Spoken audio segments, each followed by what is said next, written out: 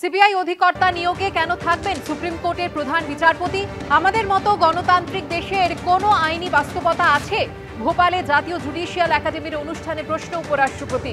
ইতিমধ্যে নির্বাচন কমিশনের নিয়োগের কমিটি থেকে বাদ দেশের প্রধান বিচারপতি। কিভাবে প্রশাসনিক নিয়োগে থাকতে পারেন দেশের প্রধান বিচারপতি?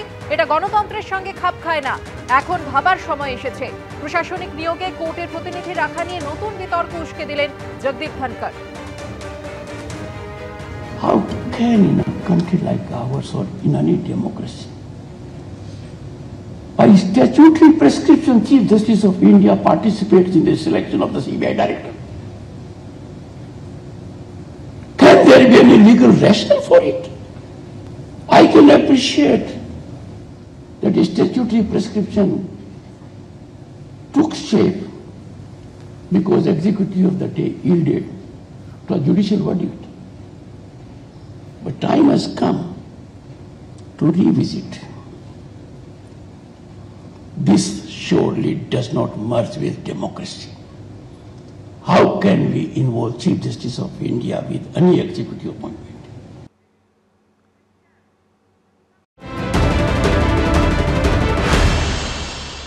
গণতন্ত্র বলতে তিনি কি বলছে বুঝতে চাইছেন আমি জানি না, কিন্তু গণতন্ত্র বলতে তো আমরা আমাদের দেশে যে গণতন্ত্র প্রতিষ্ঠিত সেটা হচ্ছে কনস্টিটিউশনাল ডেমোক্রেসি, সাংবিধানিক গণতন্ত্র।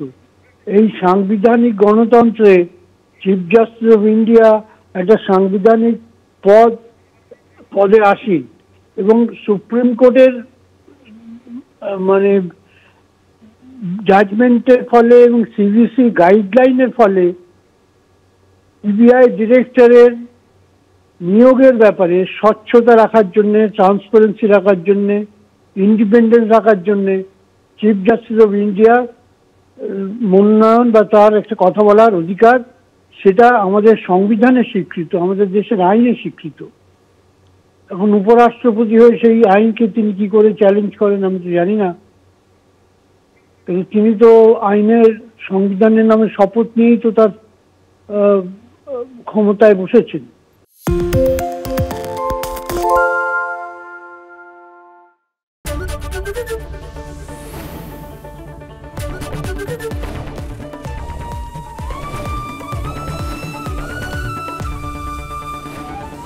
এবিপি আনন্দ, এগিয়ে থাকে, এগিয়ে রাখে। সত্য অন্তহীন, সত্যের খোঁজও তাই, সত্য সন্ধানে তাই আমরা অক্লান্ত, অকুতভয়। এবিপি আনন্দ নতুন ভাবনার প্রতীক, যা মনে মুক্ত, তথ্যে যুক্ত এবং যাবতীয় সীমানার বাঁধন থেকে মুক্ত। সীমা না শব্দটির মধ্যে লুকিয়ে আছে মানা শব্দটি, যেন চোখ রাঙানি এক অদৃশ্য বেড়াজাল, যা আটকে রাখে আমাদের এক ছোট্ট গণ্ডির মধ্যে।